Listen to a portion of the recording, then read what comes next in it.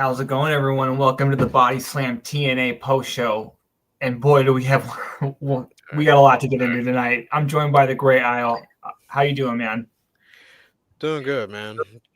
All day I've been feeling good. Like my favorite promotion is back live. TNA, the Talon, beautiful Orlando, pop crowd. Everything was going well. At least I thought. And getting ready for turning point, and then the main event happened, and then the segment happened, and then you know whose music happened, and then the 1, 2, 3 happened, and then and of course the ongoing reaction. So before you catch on, all right, I'll just say this. So for the TNA originals, for the TNA OG fans, a TNA original has finally become TNA World Champion, aka Frankie the Future Kazarian. I know. Shout out to Jeff. He wanted me to. Well, I know he wants me to plug that. Frankie the Future Kazarian. um, the throne, the lovable and popular Mike Santana. After he was beaten down by a couple of NXT mid carders, lesser known. Well, we're gonna get into that later. Um, right after Santana was supposed to face Ryan Nemeth, it's just like a lot of things. Yeah, a lot of things just went down. What I'll just point it towards you. Like, what's your reaction? Like after what went down? Well, we should have known that when the main event was announced of Ryan Nemeth versus Santana, the fix was in. So you know what I mean? That right off the bat, I was like, really, your main event in a live show with Ryan Nemeth and it's Mike Santana. No offense to Mike Santana, it's not his fault. You know what I mean? But I don't even think he's capable of making me want to see that match. And then, obviously, as the match is going on, it's a fine match. We get this NXT invasion type angle. And the only way I could describe it as is I think some of these guys, I know, I'm blanking on his name. I was going to say Nathan Frazier. William Regal's son was out there. And I think he's Charlie, really good. Charlie Dempsey.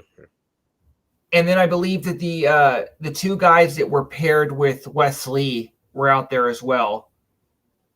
I think I don't. But then I see what was that? What was that? Wesley's boys from the High Rise.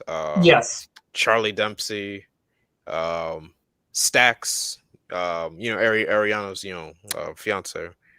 Um, Brooks. What's his name? Brooks Jensen, I think. Brooks Jensen and Lexus King are out there, and let me just Lexus tell King. you, Oh yeah, Lexus King. Yeah. I'm And then sorry if you're. and of course the former Robbie E. Robert Stone. Yes. Look I'm gonna apologize to any Lexus King or Brooks Jensen fans out there, but to me that was lower than the lowest mid carder that they sent from the WCW invasion. That's like lower than sending Sean Stasiak out there. You know what I mean? Like, come on. Like, I know that, like, if you're gonna do an NXT invasion, at least send like the stars. Like, where was Trick? Like, where was like Ricky Saints? You know what I mean? Oba. Like, come on. And then so obviously that goes down, and then they proceed to, break Santana's arm. You know what I mean? Yeah. And after that, I didn't think that they were going to do what they were going to do. But all of a sudden you hear, obviously, Frankie Kazarian's music, and which was very weird because him and Nick Nemeth are technically co-owners of that championship. So this is the only interesting thing to me is that that Kazarian cashed in without Nick. Like, what did you think about that, before we go into anything else? What did you think about that's another question too. Like, okay, so does Nick still get to retain his cash in, or only one? It's still a lot of confusing parts. I would assume maybe Nick still has his opportunity on the cash in, but that's for another story. I'm wondering, like, yeah, what happened? Like, who attacked him? But who attacked him? That's as we saw backstage. But yeah, with the NXT guys, it just kind of came out of nowhere. Like, like completely out of nowhere. And I mean, we saw Steve Macklin. I mean, guys like Steve Macklin, the Rascals, the Hometown Man. I think they can't try to came to Santana's aid, which is funny too because like those mid cards like just beat them down too. But yeah, when I noticed they were going after the steel chair and then putting on Santana's hand and then injuring, and then soon after they left, like you figure like yeah something's about to go down, and then you're thinking like oh shite, like someone call your shot, da da da, Money in the Bank, da da da, and then yeah Frankie's music hit, and I figure oh crap, like I'm like Tom Hannafin is like oh crap, like yeah. But I mean, for there was part of me I was thinking like hopefully like maybe like Santana he was able to kind of fight this off, but like nah, nah. But what was I gonna say? Yeah, it's just kind of basically like all right, what's next? Like I mean, yeah, obviously yeah, I'm a little dumbfounded to be honest. Like okay, so we just kind of crowned him, and now he's the title's off him. Like okay, so what? Another chase or da da da. I won't speak on contract rumors or one or none, but that's for another conversation. But for let's say I'll talk about Frankie real quick. Like I always figured like we always knew like eventually they were gonna like put the belt on at some point because he's consistently on the program and he's doing a lot of storylines, commentating segments, da da da. Like you can tell like that they're behind Frankie, like whether is in some form, whether he's like how to put this, whether he's like doing anything less or doing anything more, he's consistently on the show because like you can because Frankie, I mean he's an OG and of course he loves the brand TNA. Like he met his wife here in TNA, obviously, of course sake. So I always knew like this day was gonna come. Unfortunately, it just kind of came shorter. Like, don't you agree? Like, from Kaz's standpoint, you figure like they were gonna crown him at some point. Yeah, I said in our group chat, it was due, but like I definitely thought that it was going to come at the point. I think it should have come of him taking the title off Henry, who was on the way out at that point, and he didn't need the title at that stage. You know what I mean? Like Henry was over with or without the title. And again, I think that was Kaz's shot. But so to come at the expense of Santana when, you know what I mean, you play these video, you know what I mean, all the stuff that Santana's been through, you know what I mean? Like all the stuff that they're bringing up before this, the big, like the segments with like him and his daughter, you know what I mean? His like getting sober. I think he had a tweet like a couple days ago that he's 1,000 days clean. It's like for you to all that, the show, the way you open the show again with these like powerful promos by him. And then to end it like this, it's like, and again, I'm not going to get into contract stuff with him right now anyway. But you just like wonder like why, and that's what sucks because I love Kaz, and I'm glad that he became world champion. You know what I mean? I saw someone mention like Fortune 4. You know what I mean? You saw that? I think you saw that. Like all four Yeah, members, like the four, had been world yeah, champion. That's really yeah, cool. yeah. But I don't know, man. I don't understand that ending. And like the only thing, real quick, before I let you get back in, I think obviously the most clear situation is we're going to get a triple threat. Santana with his rematch, and Nemeth obviously is going to want a shot at that title. You know what I mean? So Yeah. obviously, I don't think they do that at Turning Point, but I could definitely see that being the December pay-per-view main event. And I think it'd be a good main event. Yeah. I mean, we'll just have to wait and see what's next, but definitely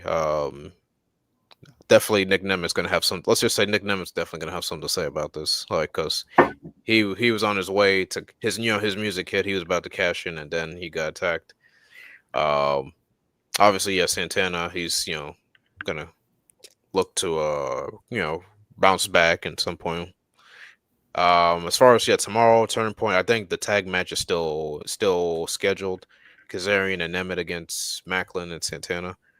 It'll be interesting. It'll be interesting. Like what, how'd that go down? Like the good thing is like, yes, tonight was live and Turning Point's live tomorrow too. So anything, as we know, anything can happen. So.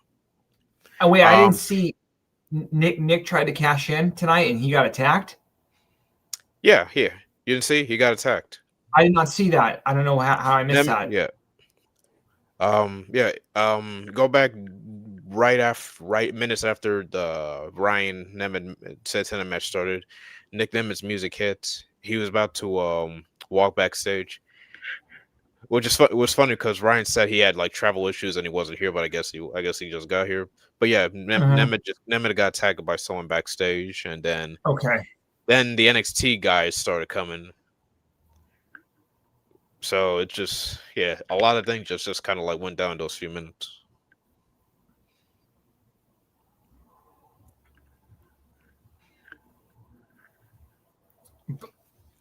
Before we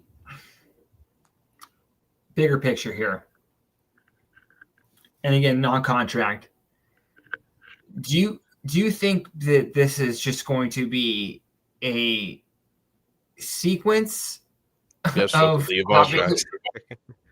hot potato championships here, or like is Santana getting this thing right back? Like just real quick, like you know what I mean? No, not really, not a prediction, but like,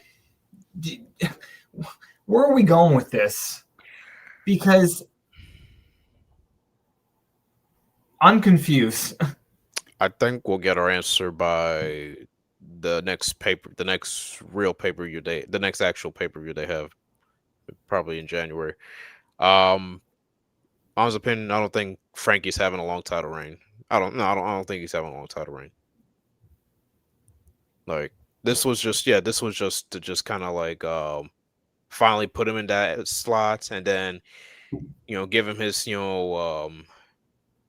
quote unquote minutes of fame, and then go ahead then he'll, because because of course Frankie has no problem putting over people. Like he's taking losses there and there. This is just to kind of like go a different direction for a short bit, and then maybe Santana get the belt back. It happens. Like hey guys, like this stuff happens. Like CM Punk won the world title at SummerSlam, remember? And then Money in the Bank. Now here we are, Punk's world champion again. Like hey, this stuff happens, guys. But hopefully. I mean, it's hard to say like TNA or the team has a plan or creative or da. Right now, this seems like just kind of like last minute stuff. That's my own opinion. But again, we're just gonna have to see what happens. Like that's just basically right now. We're just gonna have to see what happens next. Maybe by the time we do the Turning Point review tomorrow, like we'll have a little different perspective. Like if they're like trying to like, you know what I mean? Like maybe pop a rating for like another like larger crowd and put it back on Santana. I guess that could be a plan. You know what I mean? And Matthew just brought it up. Yeah, Josh Alexander. I mentioned that too. Like Moose cashed in on Alexander after he won it. Social media, everyone went uproar. Like, oh, like why they ruined Alexander's push and da. Like. And I knew from then it was going to be it was a long chase storyline. But I mean, of course, this is different. With Santana, he's already chased the title. But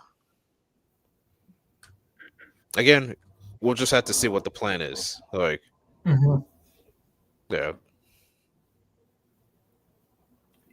We'll just it's basically like what the plan is and who this benefits. So I mean, we can guys, we can all go argue this all day. It's just basically right now like what's next. I mean, of course, we're gonna review the show, but yeah. Well, it's just one of those things too. Just like because I'm looking at the kind of like where we are in the calendar, you know what I mean, and I'm looking at how many more like obviously. This one and the one next month, we're getting 2 specials and then however many actual episodes of TNA. And so it's just like there's not that many more opportunities to, do something special. So it's like And I think tonight's thing is like the opposite of special. So again, I'll wait and see. You know what I mean? Like you said. Yeah. But before we move on, like, you know what I mean? Because we got the whole other show to cover, plus predictions. Is there anything you want to say just about the finish in general? I mean, again, we're gonna get right into it, but definitely shocking. I'll say that TNA definitely did give us a shocking moment. So, well, at least give them credit on that. But and thankfully, hey, at least it's on someone we actually respect, and in Frankie. So, yeah, yeah. Again, we're just gonna have to see what's next. Okay. All right. Do you want to? Oh, just want to read a couple. I just want to read a couple of comments, especially our guy Cam. He's just telling me to respect Brooks Jensen. I won't, but I'll try. He's former son of, I believe, Bull Buchanan, who I just found that out. Yeah. I did not know that. I like how you point. Didn't he challenge John Cena? Yeah, he's trying to avenge his dad because that's right. Apparently Cena ruined his career. Yeah.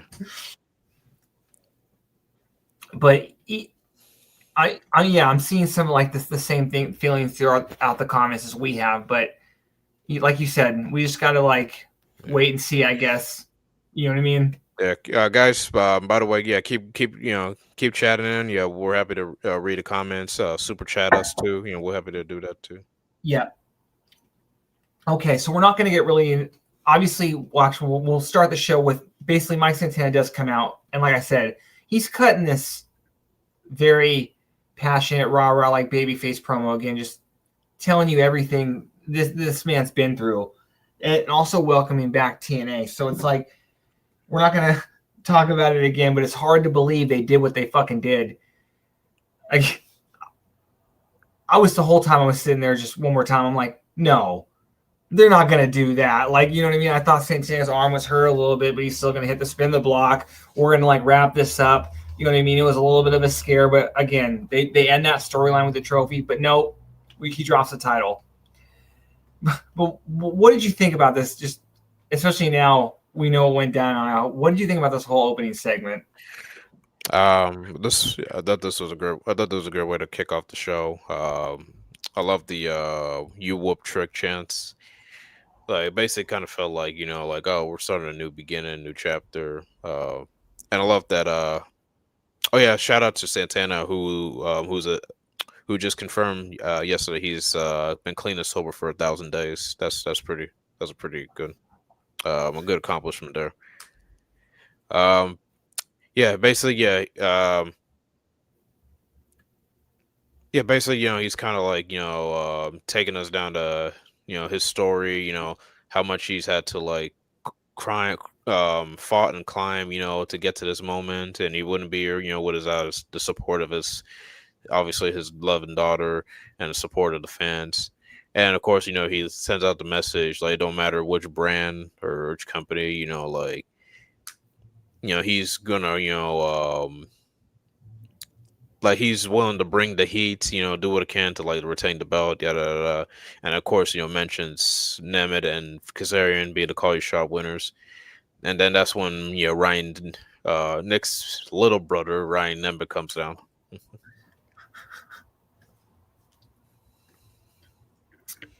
Yeah, annoying as ever. You know what I mean? So obviously, and he alludes to that his brother will be champion. So I like how they were already teasing it, because you know what I mean. You wonder which direction they were going to go with two basically co-owners of that Call Your Shot gauntlet, but two guys who both want the world title. Mm-hmm.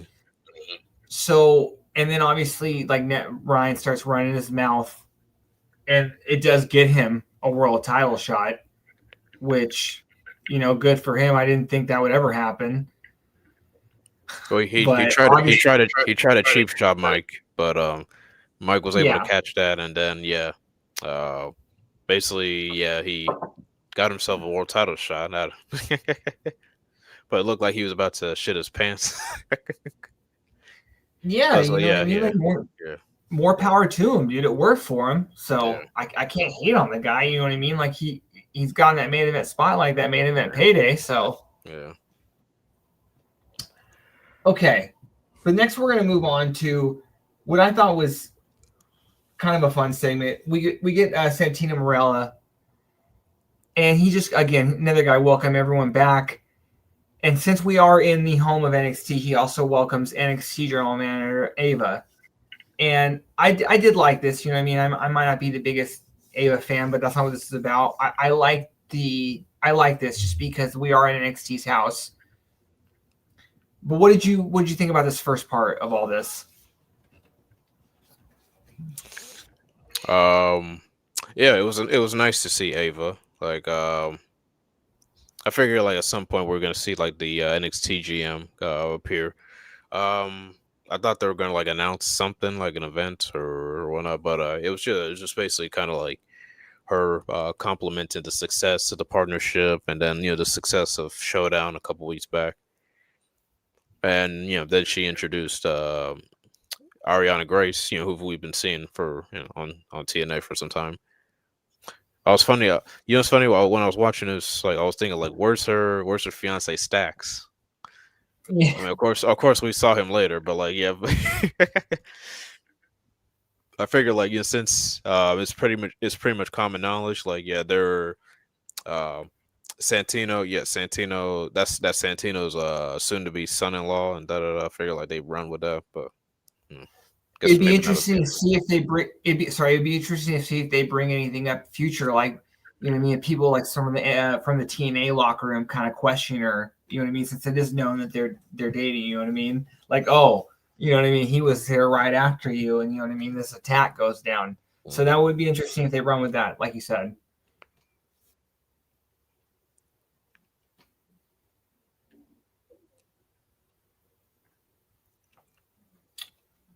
Okay. After like that segment and everything, we finally get our first match, and I don't even know why I'm really calling it that because it really wasn't much of a match, but it was Indy Hartwell versus Danny Luna. You know, I was looking forward to this, you know what I mean? But well, first of all, what were your thoughts? Oh, on the match. Yeah, Um. Oh well. I was going through thinking like, okay, like, how's this gonna go down? Like, cause Danny could use the win, cause like if they're gonna like keep her in like contention, possible contention and stuff. Indy, she just had her first TNA loss, in the BFG. So both women basically have something to prove here. So I was kind of curious how this was gonna go down, but yeah, it was pretty good. I would say it's probably better than their previous encounters. A lot of sequence, a lot of reversals and whatnot, and then I noticed, of course, Danny going after the steel chair. It's funny, is like, she brings a steel chair and like the referee can see you, and like basically it's like basically I'm thinking, okay, yeah, she just want to hurt somebody. Maybe she's not really in trying to get the winner focus, but Indy was yeah. able to.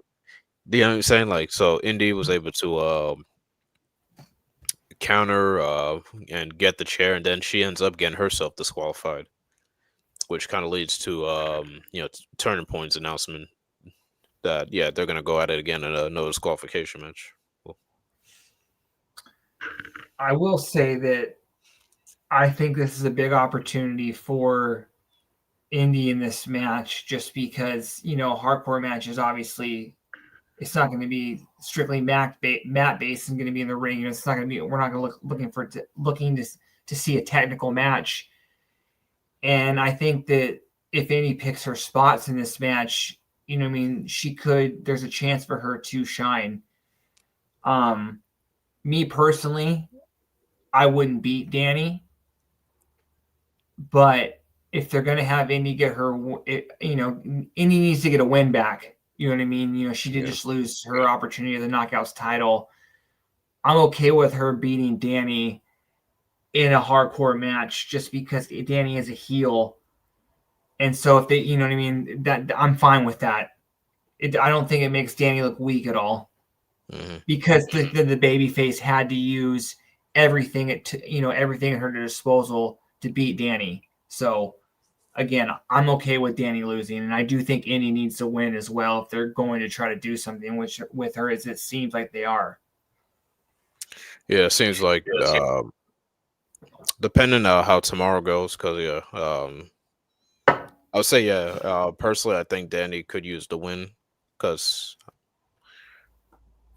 it's very tricky because right now it's hard on the knockouts roster because Kalani's a heel. And it's kind of hard to see like any top baby faces. Right now, you can say it's between Indy, the Angel Warriors, who are a tag team, and Mara Sade. But yeah, that's kind of about it.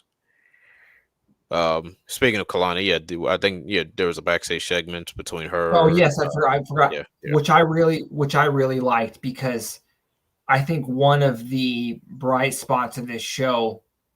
Well, I think the bright spots of this show were all the knockouts for me, and you know what I mean. oh yeah, I'm trying not to let the ending ruin it for me, but there were some really great takeaways, and this was one of them. I think Kalani's kind of evolution is this. I'm not saying really a heel, but just kind of her standing on her own. You know, she's not taking any shit anymore. You know what I mean? yeah. And like we get the women of the TNA locker room. Some of them, like Mara Shide, I believe was Zaya, and Lei Ying Lee. They kind of confront her, and like Kalani didn't want to hear any of it. You know what I mean? And I really liked this segment. I thought this was one of the winners of the night. Yeah, this is a way to kind of like show where the TNA knockouts roster stand with Kalani's recent actions, and because she's been kind of putting down both rosters, NXT and the TNA roster. And at least Mara, at least she kind of like at least she kind of like tried to like welcome Kalani with open arms, say, hey, like we're not like the NXT women's division roster that just kind of throw your stuff out and da da da. Like we are welcome here, but then of course Kalani, the heel she is right now, she just said, "Nah, I'm good," and then of course talked down to all of them, and good on Lei Lee. She apparently called her a CUNT, but yeah, I was like, did she champ's just not say making any. that? Who knows? Who knows? Maybe she said something similar to that. Yeah, let's just say that. Even if Yeah. I think there's a good chance she did say that, but I think that just adds more heat to this whole thing. So, Yeah. but even if she didn't, which again, there's a good chance she didn't. You know what I mean? I'm not trying to get her in trouble, but I was very shocked by that line. Probably just said something that can't be repeated. So probably yeah. For any of Okay. our for any viewers or Asian viewers might want to translate that. Let us know. But yeah. Yes. That would be definitely appreciated. Okay. Next, we're going to move on to the next segment, and it was basically the system segment, and this is actually kind of sad part of it because obviously the system kind of come out, and I do think them as baby faces has really worked. You know what I mean? They're kind of the flag bearers, you know what I mean, of TNA right now. Yeah. And every guy gets a chance to speak. First, you get Eddie talking about what a joy it was to work in front of a building that's like 25 miles away from where he grew up, and just talking about how it was a privilege to have his daughter there, just to see him and his wife work, her mom work. And then obviously you get Moose to talk, and I thought his promo was really great, just talking about the three things, and obviously the three things we learned, and then obviously the last one being always trust the system. But then we get the sad part, which I did not see coming, like JDC announcing after Genesis 2026 he's going to be retiring and from in-ring competition. I was like, oh god damn. You know, I personally think he's in the best run of his career, and I was shocked, taken back by this, man. This is sad. Yeah, I did not see that coming. Well, he mentioned that he recently got married and he's been taking some thought and process with him and the wife, and figure maybe it's time to place hang up the boots, enjoy life. I mean, yeah, when you think of it, I mean, yeah, he's kind of really done a lot. I mean, I wouldn't say like from like he's kind of like experienced a lot and done a lot from that viewpoint. So from that point, I can understand. But I mean, I would say he's had a good run for between Johnny Curtis, Fandango, Dirty Dango, and of course, JDC right now. So, but I'm happy for the guy. Happy early retirement, or sorry, happy retirement. Come next year and stuff. I made a sort of a pun joke because like John Cena kind of like started this trend. You know what I'm saying? Like since last year, he announced his retirement. Tanahashi's retired. Yeah, Hiroshi Tanahashi's retiring. AJ Styles is probably retirement next year. Shinsuke Nakamura is thinking about it. Uh, and of course now with who else? I didn't see Nakamura announce he was retiring. Well, he's considerate. Like he was doing an interview Mm-hmm. basically like when Cena started that trend, like a lot of talent started considering what's next and stuff. So yeah, it's kind of like a trend. But That is crazy yeah, because yeah. I mean, those are a lot of okay, big continue. names. Yeah. Oh, sorry, those are big names. You know what I mean? But I'm not going to say JDC is not a name. You know what I mean? And maybe he's not on the level of those other guys, but he's just another guy who is retiring. So that is a shock. You know what I mean? I didn't think he was quite there at this point. I think he had a lot. To me, I thought he had a lot to go still. So I was shocked by this one. Same. Like it just kind of came out of nowhere. Like um, at least, but I mean, at least he says he still has a few more matches in him, which we're gonna get into in a second. Um, I will say that I did enjoy him. I did enjoy his run here in TNA. Like like it feels like he feels like he really found his foot in here in TNA. Like he can separate from the Fandango character and kind of be bring like a different edge and stuff. And folks really kind of underestimate him. Like when you really watch him in the ring, he kind of really underrated. Like don't let the silliness and like the ballroom dancing character fool you. Like hey, like he can get serious in the ring if needed. So, like I encourage fans to go back to watching the match he had with Josh Alexander and stuff.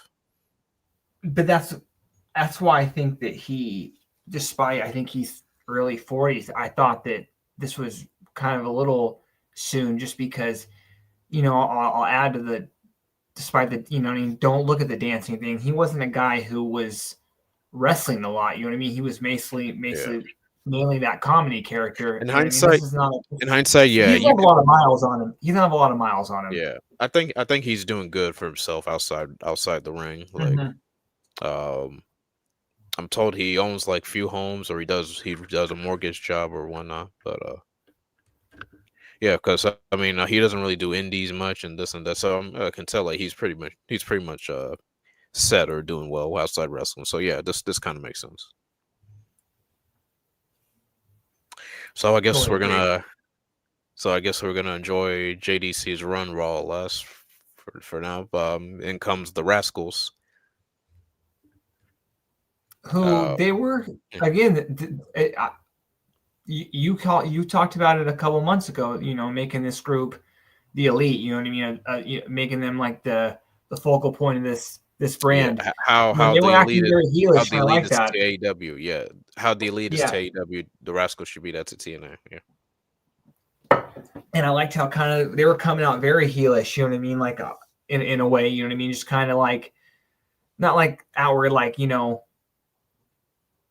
like talking down the crowd and that kind of stuff. But they had an attitude. You know what I mean? They challenged the system next week, and Moose alluded to them only having 3 and then the system having 4, and they kind of teased the return of a 4th rascal. And you know what I mean? I think a lot of us are thinking, the returning Wesley, former obviously TNA Desmond Xavier. I hope that's where they're going. It should be. I mean, of course, because they're saying friend lives in Orlando. Uh, Wesley, I mean, sorry, Zachary Wentz bringing up like they had their issues and da da da. Like, who do you think they're referring to? And I find it funny, like on the graphic, there's a silhouette. If you notice on the match card, there's a silhouette in the Rascals. And I'm thinking like, come on, guys, we know who it is, but I guess they want to like tease up the anticipation for tomorrow, so it should be fun. Yeah, the returning name Desmond Xavier, no longer Wesley. So it should be fun because from my understanding, like this will be the first time all 4 guys have had a tag match on TV. I mean, I'm sure they probably all 4 of them team on the Indies, but on TV this is the first time, so it's pretty cool. I'm very excited for this. I hope it's not another situation where we get and again, no disrespect to him, where we get I expect a somewhat big debut, and it's someone like Campaign Singh. Again, no disrespect to him, but I'm hoping for It'll have to be someone. It will have to be someone that can like keep up, because yes, you're talking about when you look at this card, you got 7 guys who can go, and including the system too. So whoever it is, yeah, I mean, Hinton, is gonna have to like step up their game. So I don't think Champagne Singh is capable of that. No offense to him, but I know Lucha's gonna. I know Lucha's probably watching this, or maybe later. So yeah, no offense. Sorry. He, again, like you just said, all 7 guys are capable of going. The person that is going to be the 8th guy needs to be capable of the same thing. So let's just hope we get somebody, on the level of the Rascals in the system. We can only hope. Mm-hmm. Okay. I'm trying to find my notes, but let's real quick. So this didn't air on TV, but earlier in the evening, I didn't watch it too, but there was like a first class penthouse segment involving AJ Francis, Swan, and BDC. The content creator BDE. You remember him, right? Yes, he had a match, or he was in the Call Your Shot Gauntlet. Yeah. I didn't watch what went down, but yeah, long story short, he got chokeslammed through the table, and it's announced on Turning Point it's AJ Francis and BDE. Now, for those who watch Revolver or Indies or whatnot, like they know they have history, so it should be pretty fun match. Later on in the segment, BDE was being attended to, and then the X Division champ Leon Slater came to attend. And then, of course, Rich Swann sticking his nose in, and then Leon made the challenge. Well, actually, I think I don't know who made the challenge first, but yeah, we have another match announced. Leon will be defending the X Division title against Rich Swann, so that should be very good too. That's what I'm saying. Like, they're booking this show on basically one day's notice. There was like no matches announced, and you're able to get a match like that, and the last minute starts, but like you can't deny that they don't put on a show that they don't put on a show. I mean, we're not tonight aside, but like they don't put on a live show that makes folks, that makes folks not wanting more. You know what I'm saying? Mm-hmm. Okay.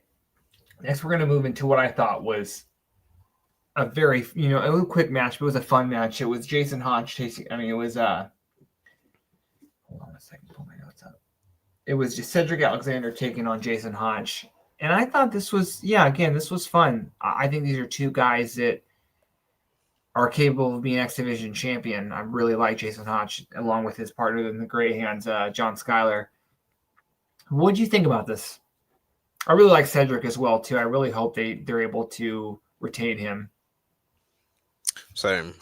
This was a great showcase. Yeah, two guys. Yeah, two guys who have potential for carrying the X Division. Especially for Jason Hodge. Like, what more to be said of that dude? Cedric, who's right now on his prime. Uh, it was a good counter, to kind of like run back, the previous feud that Cedric had with Ali and stuff. So, but yeah, this was.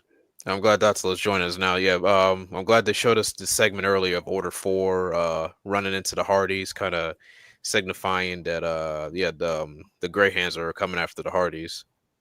So that's pretty good. And of course, after Cedric got the win, Order 4 came down to attack, and Hardys to the rescue. So yeah, I'm glad. Yeah, glad the Grey Hands are getting in contention. Yes, Tati has been calling for that. I think a lot of us have, but I think she was forefront on that campaign. They need to actually become the great hands. Like they were elevated, the good hands, the great hands. Hmm. Now we need to see them become the grand hands. Like give Yeah, them some gold hands. You know what I mean? Let's go. Let's that's order four. that's a good one. Or if order four is the next system, they need to have a chance of having all the gold as well. Yeah, So let's and also you know what, like Ali was kind of like the big villain of this show. We'll talk about it later, but you know what I mean, whether it was this whole segment in here, he had his promo on the Hardys later with Elijah. You know what I mean, he was kind of the main villain of this show. But yes, welcome. Datia's here, the returning Datia. Hey, it's good to be back, at least for tonight. I'm about to say I'm really happy that it seems like the Great Hands are finally gonna get their opportunity. As you guys all know, I've been pushing for this for a good while now. I'm a big fan of the Great Hands, even when they were the Good Hands, and I've always felt like the Good Hands were kind of a joke tag team. I felt like they were kind of just there to be the jobbers of the match, but pairing them with Ali, I feel like this is their chance to, be elevated and possibly win gold. And I feel like they should be the team to take the titles off the Hardys. most Well, yeah, that's definitely. what you do. This is a typical faction too. Like you surround Ollie, like kind of the veteran, with a lot of like younger guy, a couple of younger guys. You know Yeah, what I mean? A couple good hands yeah. who became great hands. Like, But yeah, I yeah, hope they get the like gold. they became enhancement talent for quite a amount of time, making their opponents look good. They side with established talent and give them the rub and this and that, and then see if they fly their wings off to a great success. If anyone can relate to that, it's of course the Hardys, because long before they became the Hardys, they were enhancement talents, and they paired up with Michael P.S. Hayes, and then of course the ladder match and rest is history. So yeah, I feel like it would be given their just due flowers for Scotch and for Hodge and Skyler, yeah, to be the ones that throw in the Hardys, because the Hardys, they're like on a echelon of momentum. Like they just retired Team 3D. They were just the NXT Tag Champs recently. So being able to dethrone the Hardys at this stage of the career would be massive for the Grey Hands. So hope that comes. Yeah, I've always felt that they were very underrated and underappreciated, and I really hope that they get their moment. And it shouldn't happen on a random TNA episode. I would definitely like it to happen on a kind of a big show. I definitely, if it doesn't, it may happen sooner, but I definitely like for it to happen at Yeah, Rebellion because I think that slowly, like Bert said, if the Order Four is a new system, slowly, little by little, the Order Four yeah. will capture all the gold. That's a real quick. I know we just finished talking about him. What was your thoughts when you heard the news from JDC that apparently next year he's retiring? Because you know JDC obviously from Fandango and the Johnny Curtis days and stuff. Um, I was surprised, was not expecting that because I feel like kind of like Joseph Boza said here, he was really coming into his own. And now he's retiring. Like he was fighting his footing, being JDC, and you know, I'm surprised, but I'm sure like he could, possibly be a producer. Yeah. He could be a It producer. seemed like John Cena kind of started a retiring trend. Like once he said he's retiring, like wrestlers started kind of saying like, "Oh, I'm going to retire too." Yeah. Damn that Peacemaker. And I didn't know Fandango was on TNA way back in the day. Yeah, the explosion days. Yeah, Yeah. It's So, crazy. Like I'm starting to think who hasn't been in TNA because they tweeted out a clip earlier this week. I didn't know this. John Moxley was on an episode of TNA. So you know what I mean? Everyone. It seems like everyone has been there at one point in their career, yeah. even if it was just for a second. yeah. And real quick, I'm gonna ask, what did you think of Santana losing the title? uh, you know what? I was surprised. I really was not expecting it. I think everyone and their mothers were surprised. Obviously this had to happen for a reason. I don't think this was TNA being TNA. It's either one of two things. I think it's either one of two things. I think it was either A, he got injured and we just didn't know, or B, he's leaving. And they just gave him the belt as as the kind of, I guess, maybe to entice him to stay, and maybe he decided not to stay and that's why he dropped it. But I mean, I can't think of anything else. If he's not injured and he's not leaving, I can't think of the creative reason why this would happen. I never thought about him being injured part. That's interesting. But yeah, I guess I'll Well, just get into if it. he got injured, he definitely took an ass whooping from the NXT guys. Yeah, Yeah. I guess I'll just get into it for a second. Let's say whatever the contract is. I don't know how long his contract is, but if I'm remembering right, I think I saw when it came to the Joe Henry deal that he had a little bit longer on his deal, but since the relationship with WWE, they were kind of able to circumvent that. Is that correct? When it comes to Yeah. Joe? Mm-hmm. So I'm wondering if part of this deal with WWE is that TNA is letting them do that. Which, if it's going to help for the greater good of TNA getting a bigger distribution deal, I'm fine with that. But I'm starting to think that Datia that is he leaving? I didn't know the length of his deal, but it's just an odd thing to take the title off of him at this point. You know what I mean? Yeah. So that's something I'm Maybe. waiting to see now. Yeah. It So could real be quick, that, but I'm still thinking maybe they just had another plan in mind with Frankie involving Frankie. Yeah. And it says we'll just have to see. yeah, after how that went down, I'm thinking Santana's on the list of wrestlers whose contracts are up at the end of the year. It started during their month off where contracts are coming up. Oh, okay. And to Io's point, real quick, if this leads back to Santana getting the title, I have no problem with then seeing the opportunity to kind of correct himself and not putting the title on Frankie Kazarian when it made sense, to doing it now, giving him a short run. You know what I mean? I mentioned that earlier that he thinks Kazarian's going to have a short run. Let's look at it this way. The current Knockouts tag champs, the Inspiration, from my understanding, I don't know if it's, unless someone can confirm me, like I don't know if they're currently signed, their previous deal kind of expired, but they're still the tag champs. So, but they're defending the belts tomorrow, so we'll kind of see where that lies up. But what bugs me is like TNA always kind of does this stuff last minute, like re-signing talent or negotiations last minute. So it kind of leaves us like, who knows what's going to happen right now before by the time December rolls through. So Yeah, again, we're just gonna have to see what happens next.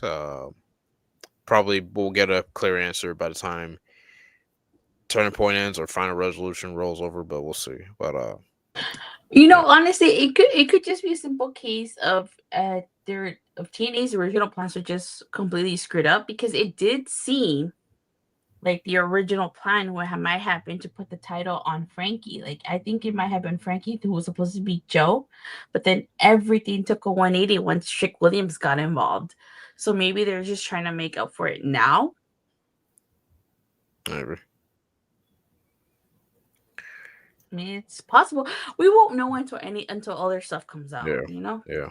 For right now, we're just all pure speculation. All right. It's just, you know what I mean? It sucks. I feel like this one, I'm a fan of the NBA and NHL, you know what I mean? Whenever my team waits this long to get players signed, especially if it runs into the season and, we're getting close to the first game of the season and they're not, signed, I get a little worried, you know what I mean? Because you usually expect and hope for your team, your organization to take care of your people, you take care of your home, you know what I mean? Your guys first. I mean, you shouldn't let these deals run this quick. Get to this point. So on some of them, I'm a little worried with the ones that I'm like, wait a minute, how come they haven't resigned? Because I don't see them going anywhere else. So that's what the frustrating part is with a couple of them. Joseph says, Fightful reported that Cassie and Jesse were working without a contract, and Cedric's contract is supposedly up. It's just shocking and weird that it happened. So, of course, thoughts will be all over the place. Yeah, definitely. But I'm hoping this leads to something and that we get an explanation for all of this. But we'll see. We'll just have to wait and see. So, what happens? What happens next, Bert? Well, obviously, after the Cedric Alexander match, he was able to get the quick win over Jason Hotch with the lumbar check. He is attacked by Order 4, and we do get the Hardys coming to his aid. I believe the Hardys and Cedric Alexander are from the same area, so I mean I like that little bit of a pairing. I hope did they announce? I don't have the turning point matches announced for me. Is that a match we're gonna get? Cedric and the Hardys versus Order 4? Correct. Yeah. Okay. That should be really good. Again, they put together a card in one day better than most WWE PLE cards, with the exception of Evolution. I didn't watch the one in Australia, which I heard was good, but that's two matches we've already named, which I think are must see. So, what do you think about just the way this match ended, Io? The Cedric and Hotch one. Yes. Yeah, I was saying it's two guys, are obviously in peak styles and condition. Hotch, what more needs to be said about him? He's he's on the up and climb, and of course Cedric, who's on his prime. Sorry, and it was a good way to kind of rekindle the Cedric and Mustafa feud from earlier in the summer. And yeah, like you mentioned, the Hardys have that North Carolina connection. Basically, if you're from North Carolina, you're cool. You're cool with the Hardys. that's kind of how it is. So I like that. Yeah. So yeah, it's tomorrow should be interesting. The trios match. It's matches like this that I wish TNA had trios titles. You know what I mean? It's not like you need a lot more wrestlers. You know what I mean? Because you could compose But as Cedric and the Hardys know, you're not just facing Hotch, Skylar, and Ali. You also got to deal with Tasha and Agent Zero. So there's that. Yes. Agent Zero, who looks like he's unstoppable at this point. I don't think he's been off of his feet yet. May I just add that TNA's been doing a really good job of building up Agent Zero as this beast. Mm-hmm. Oh, definitely. They have. Definitely. Okay. Next, we're going to move on to, I think, again, adding to the theme of knockouts being the saving grace of this show. No pun intended to Ariana earlier in the show. We get our introduction to Mila Moore, and I thought this was brilliant because I don't think anybody can watch this, especially when she's talking about not growing up a wrestling fan, but becoming a wrestling fan when she stumbles upon TNA, especially the knockouts. I think that's very powerful. You know what I mean? I don't think anybody can watch that and not automatically root for her. But then obviously you're going to get, as the video goes along, a little bit of planting the seeds of a heel turn because she's talking about her match with Jada Stone and how Jada was signed before her, and you know what I mean, how that kind of aided her. So I think in 2 minutes, TNA has already built intrigue in somebody that hasn't even been on TV yet. So bravo to them. But what did you think about this, Io? I loved it. Yeah, you're right on the money there. Yeah, this was a way to kind of like let us know more about her, so to speak. Because I'll be honest, I didn't really know much about her other than the match, the being in the certain enhancement matches in TNA. But she does bring up a good point. Like it seems like when Jada Stone, who's also signed, when she got signed, it almost felt like she was kind of like Mila. She was kind of like under the shadow. It's like, it's saying, what I'm saying? It's kind of like Jada Stone, you're signed, like, and Mila, you're signed. Basically, kind of being like the second person or number two, or number two contract. Which is funny because Mila actually won that match. If you actually watch the Explosion match, so that's I haven't watched Explosion since they started doing. They kept doing the one match Explosion. Yeah. Yeah, spoiler, yeah, Milo won the match, but yeah, it goes to show, yeah, I guess she wasn't impressing them enough, and of course that should lit a fire under you, like, so I'm kind of curious to see when of course when she makes her official debut, and it's good too, like it's about time the Knockouts division starts showing fresher talent outside the NXT talent and former WWE talent, so. It's a nice fresher things. She's also tall too, so another tall figure who can match up to Ambi Elegance. So should be interesting. It's funny you mentioned M because it's a nice transition as we're going to move on to the Knockouts title match. Damn, Bert, you did ask for my opinion. Oh, I'm sorry. I didn't know. Dati, I did not know if you saw this segment. I didn't, but I wanted to talk about it. Okay, no, I'm sorry. What I know because I think we've talked about this. I know you're familiar with Jada and Milo before, just because I think when they were signed, you were commenting in one of the group chats that we're in together. You were kind of applauding again, adding more knockouts. But what did you think about this segment? So I didn't see this segment, but I'm gonna say this: like, I'm happy that they're rebuilding the Knockouts division, and slowly but surely the Knockouts tag team division. But my thing is, they did this with Harley Hudson and Myla Grace. Where are they? Where are they? They were used for a little bit and then kind of faded to the background. So my issue with this is, why I like the way that they're introducing these knockouts. My issue is, are they just going to kind of just bring them in, use them for a little bit, and then not do anything with them? Because I feel like Harley Hudson and Myla Grace already could have been built up already as a tag team. They only got a few rounds in as a tag team, and then, I think that they had a match on Explosion, if I'm not mistaken. But it's just like that was just my issue with this whole thing. It's like, are you bringing them in and you're actually going to use them, or you're just bringing them in for a few rounds and then like not using them? I think with the case of them, it's always going to be, I think every company, when you're bringing in international talent, there's always like the visa issues.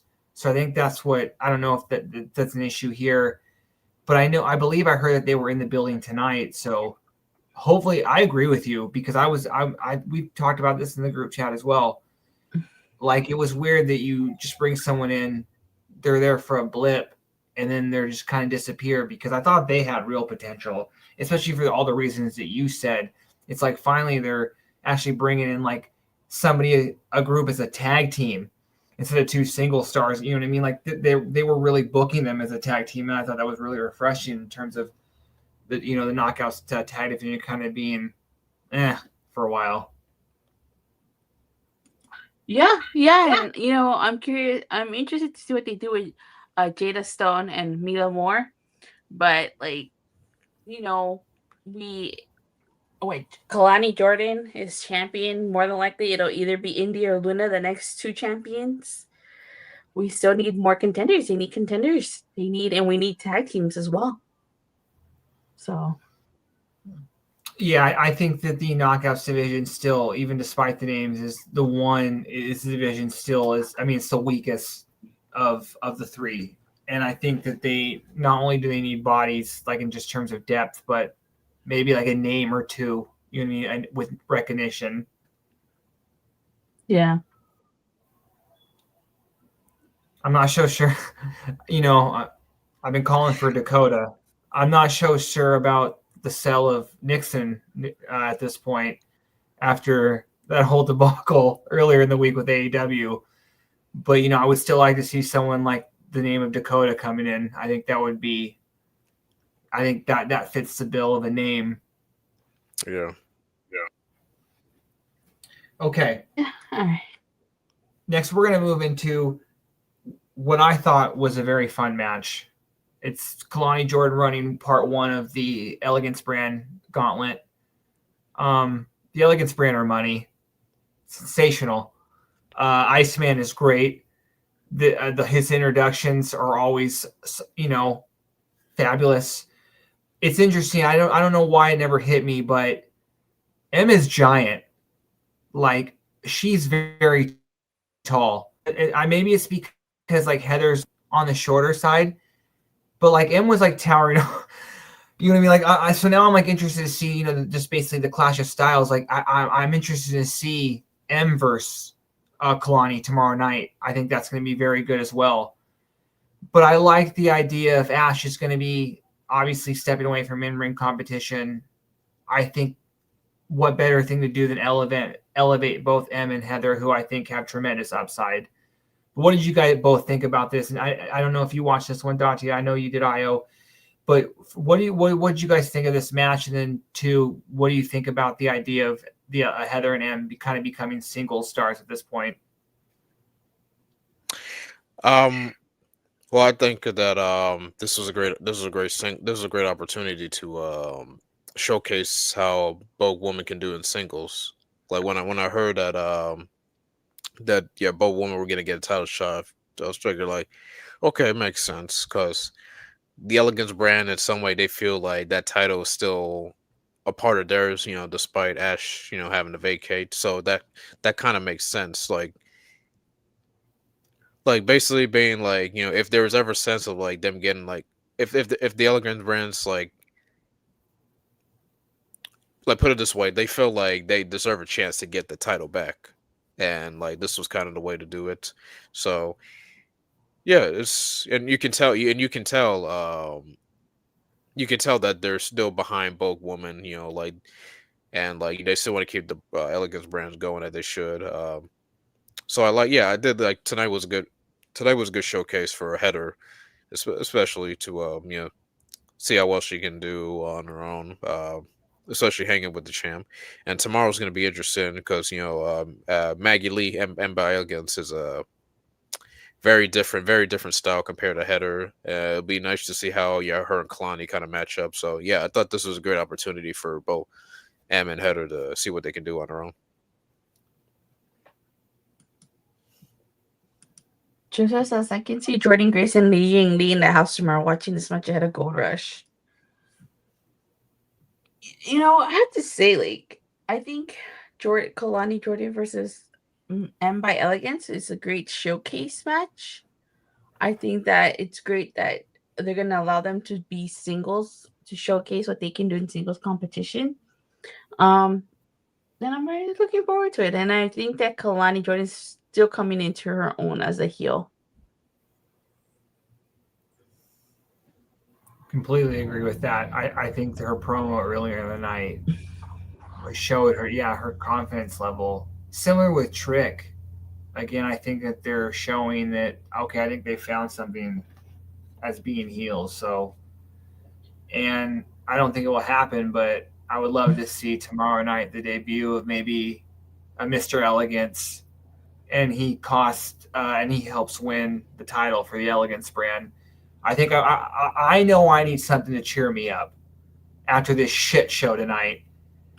I would love to see the belt come home to the Elegance brand. So, I don't know if they found their Mr. Elegance yet, but I think that, but I don't think they can take the title off of her because I think they're billing Kalani as the champion for Gold Rush. So, I don't, you know what I mean?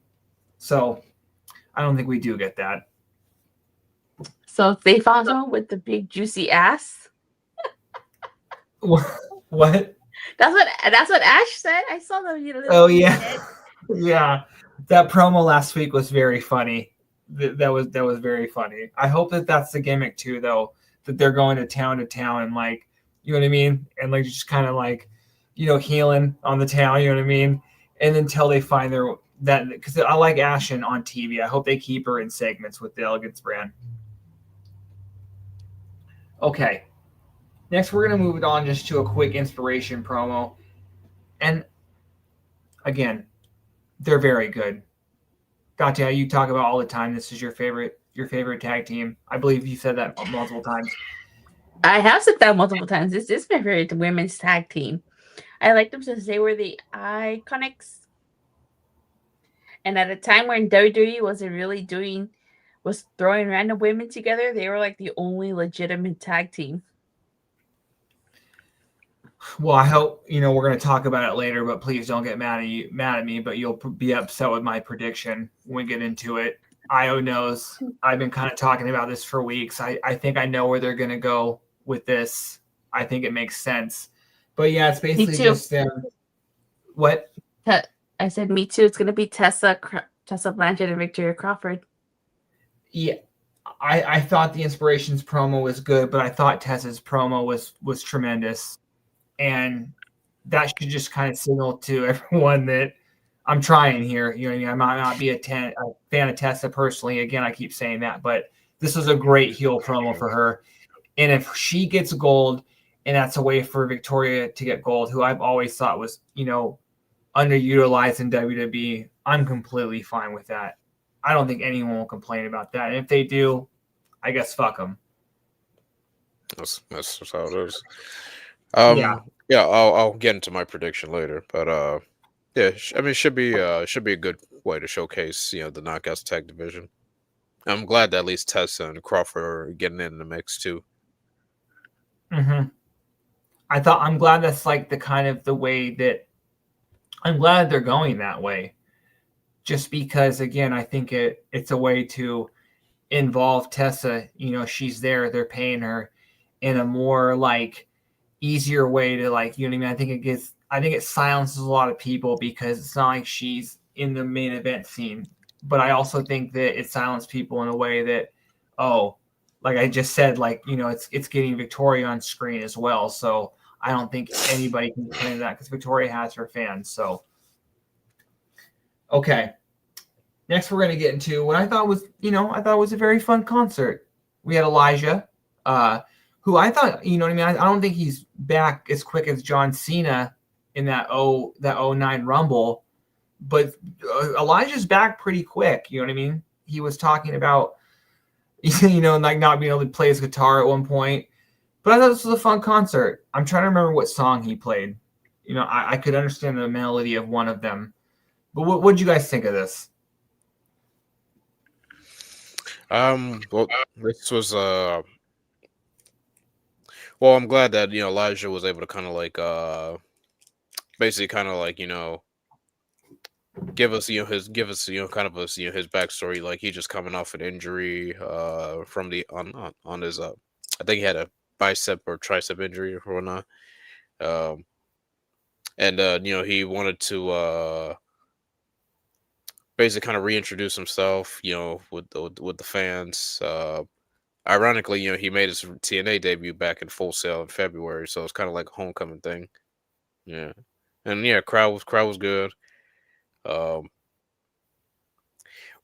Real quick, I was saying this earlier. I mean, I know we talked about Joe Hendry earlier. It's kind of crazy that earlier in the year we thought they were kind of like gonna tease like a feud between Elijah and Hendry, but I guess the scene that wasn't meant to be. Knowing the Hendry news, so That was funny. But yeah, this was honestly going in. I didn't kind of what to expect out of Elijah concert. I thought I was just gonna do a concert and that's it. But at least like we kind of got something out of it because yeah, Mustafa Ali came down. Um, Still hot about the Hardys getting involved in their business and stuff, and then he gets into it with Elijah. Long story short, Chief shots Elijah and then attacks him, hits him with the guitar. So seems like Mustafa got more enemies coming his way. And yeah, very very intrigued where this goes out to. That's all. In TNA, we walk this way. I was trying to quote that Aerosmith song, "Walk this way." But anywho, I've always been a fan of Elijah. I walked with the Lions back in the day. But I'm happy that he's back. It sucks that we didn't get that feud with Joe Henry, and we didn't get that tag team with Joe Henry either. But I just feel like even if we would have gotten, like, we still would have gotten the feud, but not the tag team because Joe Henry was gonna leave. So, but I'm glad he's back. I can't wait to see what the kind of stuff that he does in TNA. Yeah, I think Elijah was having up until he got hurt his best run in TNA. So I hope that continues when he's back to in-ring competition. I don't know if this was kind of their way of, like, because I don't think he was fully back. So obviously this is a way to kind of keep him back out still storyline wise. So, and I would like an Elijah Ali feud when he gets back. I think that'd be very good. So,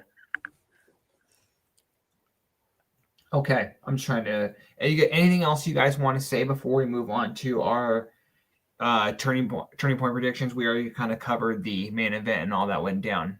Anything you guys want to say before we move on? I do. I just want to say real quick in regards to Joe Henry. It was fun watching the rise of Joe Henry. I don't know if you know this, I've actually only been watching TNA since 2020. So I got to see the rise of Joe Henry as well as the rise of Deanna Purrazzo, Josh Alexander. And I'm going to be totally honest. When his vignettes started playing, I was like, what the heck is this? Like, what is this? I didn't get his vignettes because they were so weird. But once he came onto the scene, I would immediately and instantly became a huge fan of Joe Henry. I believed in Joe Henry. Even though the title no longer exists, he will forever remain the longest reigning digital media champion. I really liked his pairing with Yuya Uemura. I think he really helped Yuya. It's such a shame that Joya didn't last too long because Yuya went back to New Japan. My favorite Joe Henry feud has to be with Moose. Dancing Moose and the whole .com, what was it? Combat. Combat. Yeah, .combat matches in the Sega spot. I was so hilarious. And I think that Joe Henry really found his footing in TNA, and I hope he achieves the same success in WWE. I wish him well. I'm so happy for him. But let's not forget to give credit where credit is due. Joe Henry went viral because of his feud with the original version of First Class and his whole "Can you please get fired?" with TNA AJ Francis. So he should thank. I hope he thanks AJ Francis for that. And I'm really happy for Joe Henry, and I hope to see him succeed. I hope he finds the same success in WWE and that he did in TNA. I wish him exactly. Right, he needs to break AJ off with a little bit of that WWE check. He's going to get that big WWE check. You know what I mean? So, because he does owe a lot. He does owe a lot to AJ. Yeah. I will say that I enjoyed the whole ride we had with Joe Henry, like not to mention like from the vignettes, of course the music videos, him getting his song popular over, and then of course the NXT appearances, and then the big moments with the big pay-per-views, and of course winning the title, then to the Royal Rumble, then to WrestleMania with Randy, and then being the first to defend the TNA World Title on the WPLE, then Slammiversary, and then of course towards the end, you could say Joe Henry definitely played a part into getting the TNA where it's at. And then Jordan Grace too. So, but as far as the relationship go, we always kind of figure at this point it was gonna come down to how long Henry is gonna stick around. Like he's pretty much done, pretty much done everything that everything is there is to do. Like he got himself over, and I mean that he got himself over. Like he he was able to kind of be very as a very genius content creator and marketer he is he was able to get his song over, get the trademark clothes and then the meme.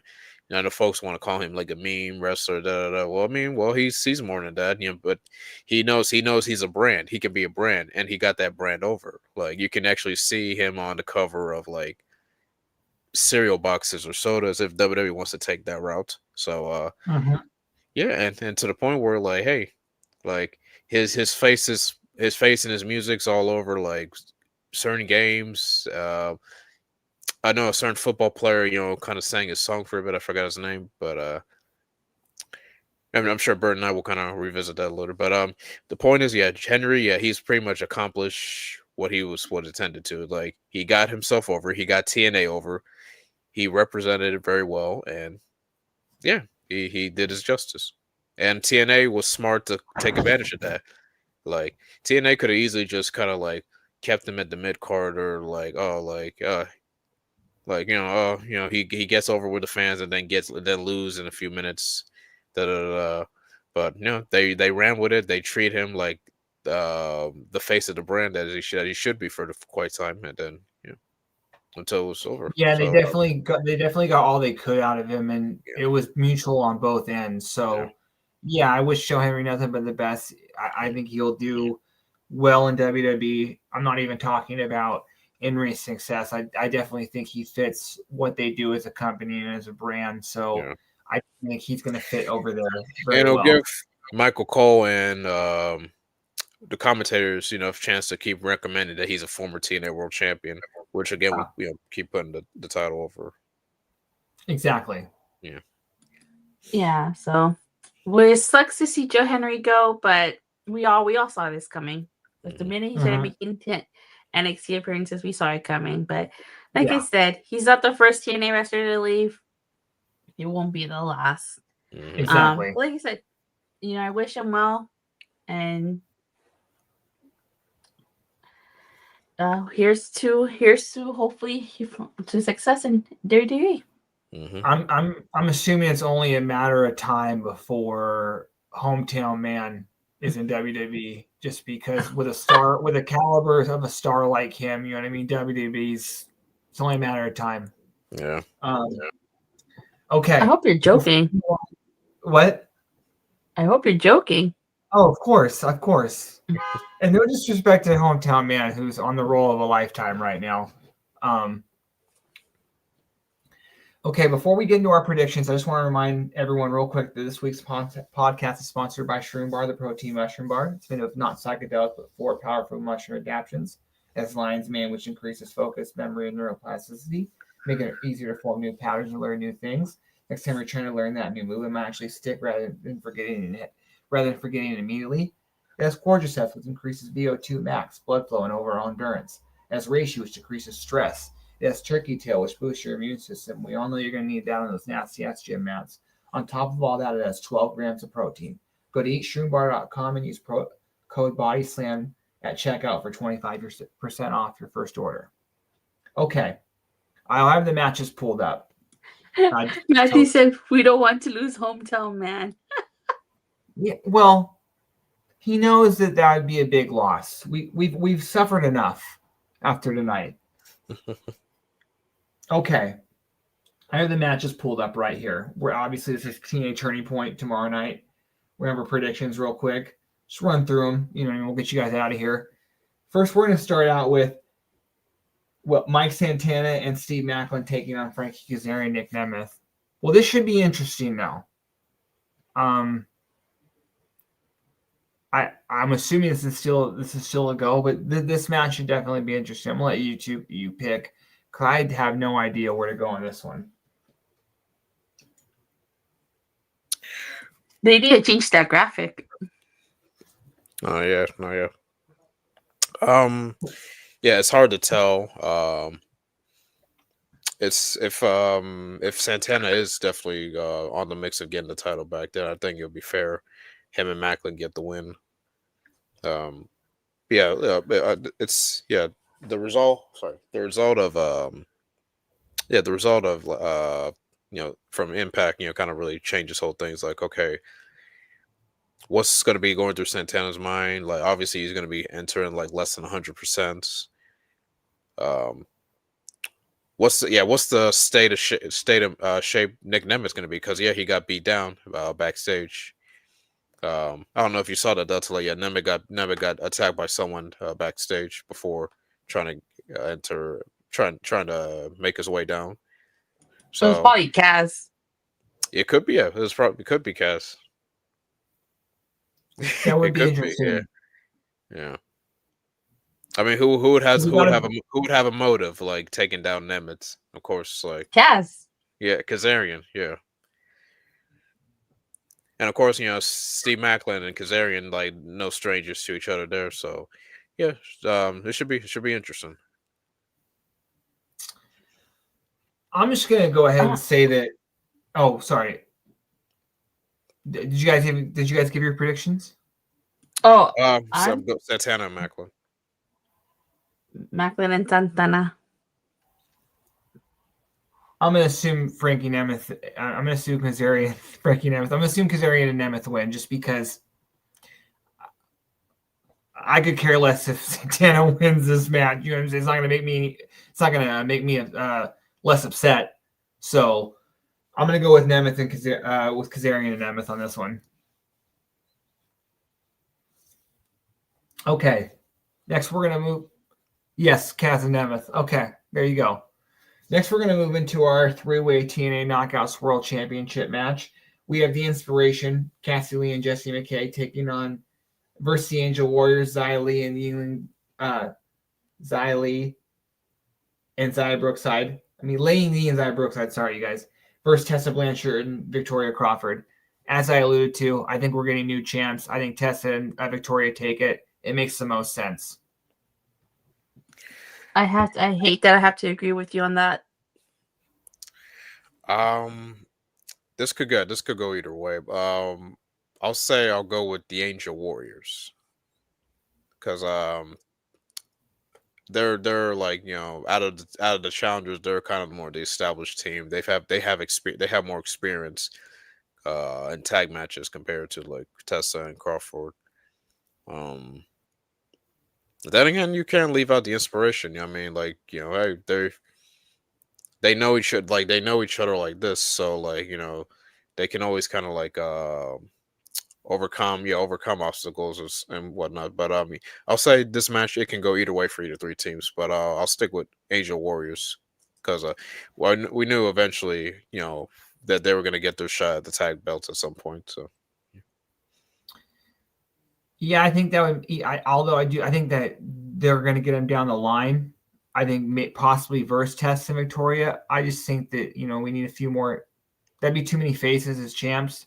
Right now, Kazarian is really the only heel. Oh yeah, you got a good point there. I'm not counting Kalani just because she's not really NXT, and I don't think she's a full heel yet. So yeah, I think Tess and Victoria. Let's get some heels as champs. I like a good heel. Yeah, and I think Tessa is that. So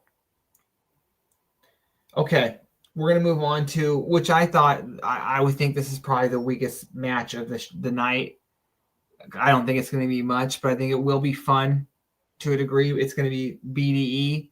We all remember him from the Call Your Shot content creator. I believe he's a part-time wrestler over Revolver. I believe someone has said that. Yeah. Taking on AJ Francis. What do you guys think about AJ this? Francis. AJ Francis. Yeah. AJ Francis. Yeah, this dude's not coming in here just to take a win over TNA talent, but he'll have a good showcase. Get some content views up. Yeah, yeah. Get some content views up. People will be looking at, hey, did you see what he did? And da da da. And yeah, that's about it. Real quick on the subject of AJ Francis, did you guys notice that because obviously we talked about the segment with Rich Swann. So was that not really a heel turn when he chokeslammed Rich in the Call Your Shot gauntlet?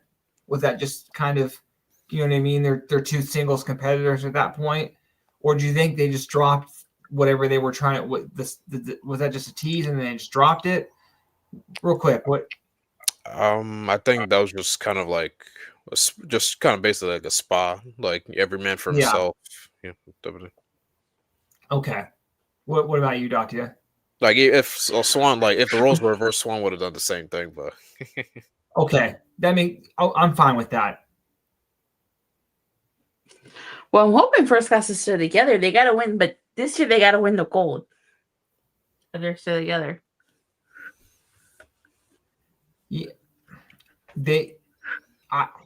Yeah, I agree with that because I think part of me does think that their time could have passed a little bit just because I'm kind of ready for AJ to get back into that singles category. Same with Rich, but I do think that Rich has a little bit of ways to go in terms of people viewing him as a singles champ again. So yeah, I do want to see them as champs. I just don't know if it happens at this point. Yeah, I agree with you. I feel like with AJ, something's got to give with AJ Francis. I mean, he was what? No, he was second to last digital media champion, right? He lost it to PCO. Yeah. And I feel like he's proven himself to be made of and talent, so he should at least win the world title. They got to start doing something with their. I think bigger, First Class, like as tag champs. I was kind of pitching that for a while. Back when it was him and Casey Navarro. Yeah. It's like you can tell the chemistry, like Francis and Swan, and then Francis and Navarro has like it's pretty good. It was off the chart, organic, really good and stuff. Like you can tell, like all this is most of this AJ's doing, and they're just kind of giving him the platform. Jake something or AJ, they got to start doing something with their like, they're like bigger guys. You know what I mean? Like you got these two giants. How is Jake something a champion on the Indies, but not a champion in TNA? That's a good question. Again, you could maybe circle that back to the booking of the main event because, you would think creative should be able to find something for him. You know what I mean? And yeah, he does look like he has everything to be champion. So I don't know why they're not doing more with him. That's another, you know what I mean? And we could get into that like all night because that's a puzzling one. Okay, next we're gonna move into what I think should be match 1A, like the best matches of the night. I think this is gonna be a banger. It's gonna be the 8-man tag match. The System, Brian Myers, Eddie Edwards, JDC, and Moose taking on the Rascals, Trey, Myron, and Zachary. With TBD, which we're all thinking that it's going to be the returning Wesley. You know what I mean? They teased it very heavy. I don't see it being anybody else. First off, is that what we're thinking? Is it Wesley? It has to be, right? Well, I thought it was you considering you're the fourth Rascal. Desmond Xavier. The man formerly known as Wesley here. Yes. It has to be, right? I thought it was you, Bert. You're the fourth Rascal, but now that Des is back, you're the fifth Rascal. I saw people like probably doing the math a little bit. Like I don't know if it's been 30 days, but I would think that I don't see why. Like again, it can't work both ways. I don't see why he couldn't, circumvent that a little bit since WWE's partnership. But I hope it's Desmond. And if that's the case, I'm going Rascals for the win. What do you guys think? Smoke them if you got them. Yeah, the Rascals, especially if it's Desmond. Like it'd be a great way to kind of reintroduce him back. Hopefully, hopefully, like as for full time or however long, a great way to introduce four guys, and then we'll have like the famous treehouse segment between all four guys. I'll be looking forward to that one. And I'm You guys not saying. Oh, sorry, Dante, what were you saying? Yeah, it's been a month. It says he was releasing the last batch of releases, which was about a month ago. So I'm not saying it's in the same realm of beating the Hardys or John Cena in their last matches or the Dudleys. But I would think beating JDC in one of his last matches has to count for something. You know what I mean? That's the former Fandango. You know what I mean? That's gonna count for something. Yeah. Well, yeah, I mean, because like we're technically on the Fandango. I'm sorry, the JDC retirement run. Yeah, It'll be and I'm sure. Yeah, I'm sure it'll be interesting how many matches he has, but between now and January. and if you just look at it as a whole, like the Rascals beating the system, look at the accolades of those four men over in the system. You know what I mean? Like those are some established guys. You know what I mean? A couple of them are Hall of Famers. So yeah, this would be a big win for the Rascals. Okay. Oh yeah, definitely, because it's kind of like a first time ever. You got all Yes. four of the system against all four of the Rascals. Yes, and like you were talking about, this is probably their first. I think this is gonna be their first match together. Is for like on a mainstream. You know what I mean? Yeah. Not the indies. how come you're not in that scrap? Bert? Okay. What was that? I said, how come you're not in that match, Bert? Well, I wasn't asked. You know what I mean? I think at this point, like I'm one of the reserve. You know what I mean? I'm coming off the bench. You're the first Okay, rascal. Yes. Next, we're gonna get what I think is will be the second match of the night. It's Leon Slater taking on Rich Swann for the X Division Championship. I don't know off the top of my head, but this has to be Rich Swann's first singles championship opportunity in quite some time, I would think, right? Since he fought Kenny Omega, I would assume.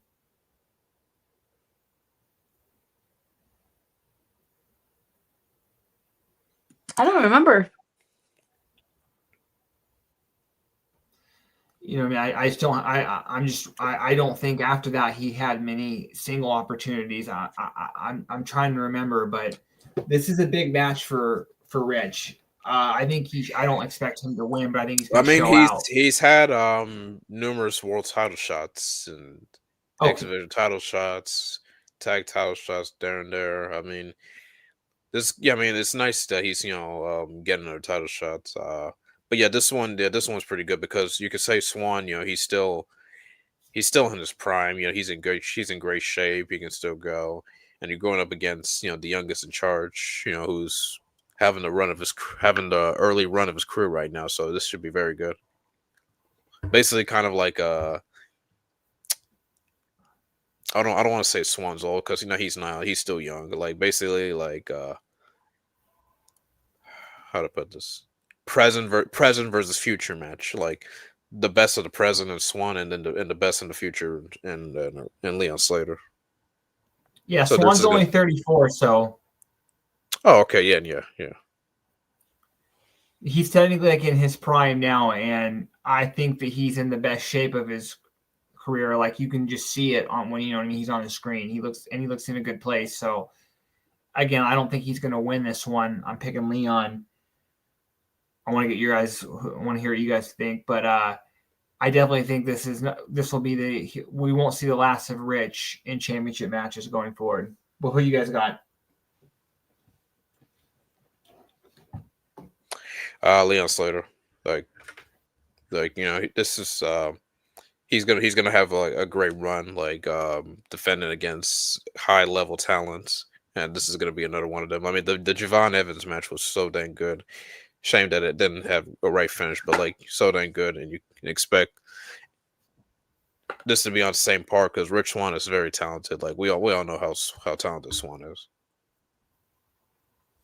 Yes. He seems to be he seems to be in the best part of his career right now, the best place of his career. So, yeah, I'm rooting for him. I don't think he's going to win, but I definitely want to see Rich Swann as champ at some point again. What about you, Doctor? Who you got in this match? Leon Slater. Yes, we're all going that way. Okay.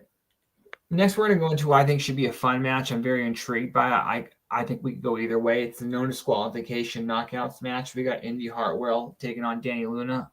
Dante, I want to start with you. Who do you got? Oh, this was interesting. I went back and forth on this one because on one hand, I do think Danny Luna should get the victory, but they're in Full Sail Indies turf. And I do feel like because Kalani Jordan is heel, you're going to have Indy take the belt off Jordan. So I have to give Indy Hartwell the win on this. Yeah, this is another match that could go either way.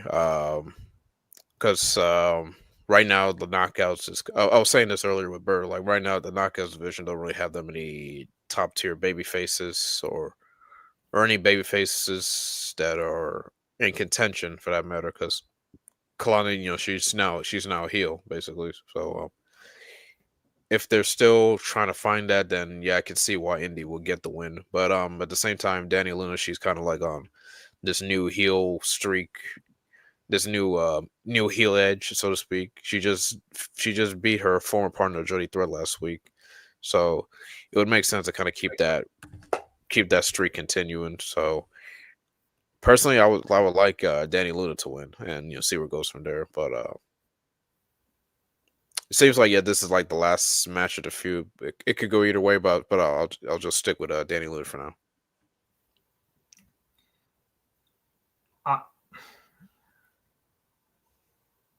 I think that we're long-term booking ahead. I think, like I said before, I think this is an opportunity to kind of have Indy shine. I think Indy gets her win back. You know what I mean? She just goes out there and kind of not destroys Danny Luna, because that kind of implies that Danny looks weak, but this is a disqualification match. So, having Indy win convincingly under those terms, I think is good. She gets her win back. She goes on to eventually beat Kalani for the title in the rematch. And then Danny will beat Indy at some point just because, long-term booking, you know what I mean? Yeah. But yeah, I have Indy winning.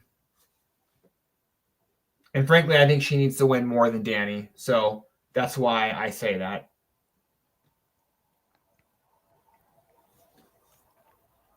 Okay. Next, we're going to move into, again, this is one of three of what I think will be the best matches of the night. It's going to be Cedric Alexander and the Hardys versus Order 4, Mustafa Ali with the great hands, John Skyler, and Jason Hodge. I want to start with you. Where are you going on this one? That's a good question.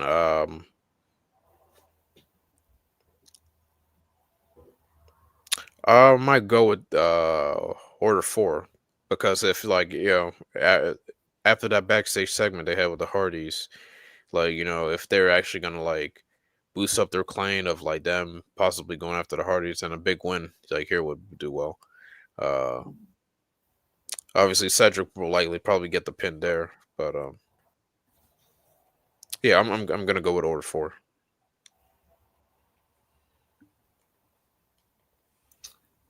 What about you, Datia? I'm also going to go with Order 4 just because it's time to start building them up. And the Great Hands, in my opinion, should be the next tag team to take the belts off the Hardys. Mm-hmm. Completely agree with you. Yeah, Order 4 needs to win. Just speak again. It doesn't hurt the Hardys or Cedric winning. They're not they're not a temporary team. Order 4 is a faction who, the more wins, the better to establish their dominance. So yeah, Order 4 needs to win this. Hopefully, we get plenty of interference from Tasha and Agent Zero as well. So, okay. Last but not least, we're going to move on to our main event. it's Kalani Jordan taking on M by Elegance. I don't know if this is the main event, but this is what I would go with as the main event. I don't think see anything else that should main event. This is the Knockouts World title. If you look at the pecking order of the titles, this is 1A, 1B. Wait a second. If the world title isn't being defended, then what's the main event? Wait, is it not? I think it's still going to be the main event. Because like if the world champion, I mean, if the world champion's still in action, then chances are it's still the main event. Oh. Yeah, I don't know. Again, I just saved this match. But stranger things have happened. Like Leon Slater, Myron Reed main evented Victory Road a while back, and no one saw that coming. So. Like, I guess they could do the Hardys. You know what I mean? Mm-hmm. Just because that's guaranteed to get the biggest pop. But you would think, again, another thing why this should be the main event, this is Kalani's turf. You know what I mean? So, to me, that would make the most sense. And like I said, this is a world title here. But it's Kalani Jordan taking on M by Elegance. Dati, I want to start with you on this one. Where are you going? I like M by Elegance, and I think this is going to be a great showcase match for her and for both of them, and for Kalani Jordan. But they're in Full Sail. This is Kalani, so it's stomping ground. I gotta go with Kalani Jordan. Kalani, great. Going to be a great showcase for M by Elegance. Good, yeah. Because again, Heather had a good showing tonight. I think the same is going to go up for Maggie. Because I think there's a reason. Because you can tell there's a reason why they had Heather had the shot in the TV, and then M have the shot on that Plus special. Because the Plus specials were, you're going to have a good showing. So those should be interesting styles. I'm going with Kalani. Kalani with the win. Yeah, sorry. No, sorry about that. I'm going with Kalani. I think they really, really make M look good here. Not to say that they haven't done really well with her so far, but I think that this being her first high-profile single match, they're gonna go all out with it. Especially obviously if she's not getting the win, which I don't think anybody thinks she is.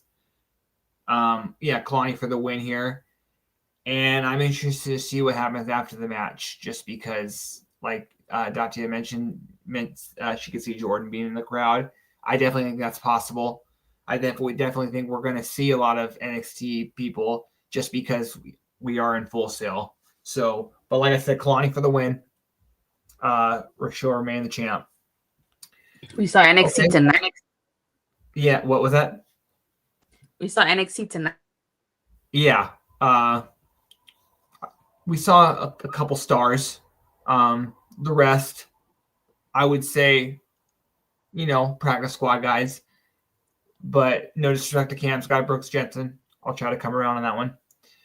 Any guys' final thoughts before we head out of here on Turning Point or Impact as a whole? Yeah, this really is a turning point because now that Frankie Kazarian is champion, it really is a turning point. Tonight was a turning point, basically. Uh-huh. And we'll see what lies ahead for tomorrow and the next coming weeks.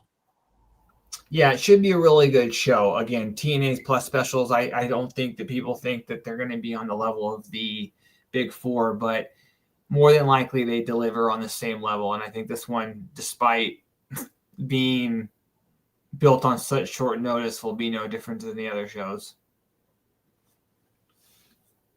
Okay, well, I want to thank both of you for joining me. I want to thank all of the people in the comments section for joining us. I want to remind you guys to like and subscribe whenever we go live or whenever the great people at Body Slam go live. And with that being said, have a good night, and we'll see you here tomorrow for our Turning Point reactions. Have a good night. Bye.